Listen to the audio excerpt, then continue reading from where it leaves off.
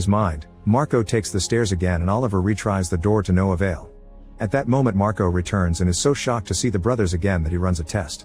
He throws his keys through the center of the stairwell, only for the keys to fall back to them from above. Marco asks the brothers if they gave him anything illegal as he points his gun at them, but they assure him they're trapped just like him. It seems the stairs are an infinite loop. Oliver has no signal on his phone and yelling for help gets no answers.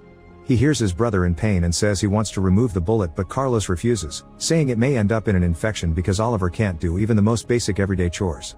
Marco breaks the vending machine with a fire extinguisher to get some water, so Oliver gets a bottle as well to at least wash the wound. 4 hours later, the trio is still stuck there.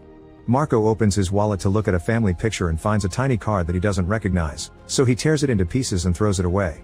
Then he reveals he has some uppers for personal use, so he gives them to Carlos to help him escape his pain for a few hours. Once Carlos is unconscious, Marco and Oliver get food from the vending machine and sit together to chat. Marco shows Oliver the family picture, explaining that he was supposed to celebrate his 15th anniversary with his wife tonight. Oliver's only answer is to threaten to kill him if Carlos dies, then he gets his bag to check if it has anything useful, but it's not much. The next day, Carlos wakes up but he's barely alive. With his last breath, he tells Oliver to value his life and enjoy it, which he was never able to do. Carlos dies in Oliver's arms and while Oliver cries, Marco checks the vending machine to discover it's restocked itself.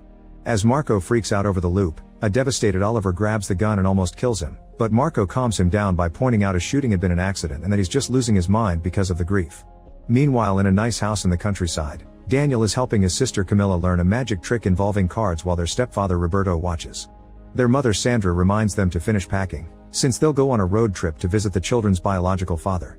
Daniel takes his hamster and a deck of mini playing cards. Sandra also asks him to grab Camilla's spare inhaler.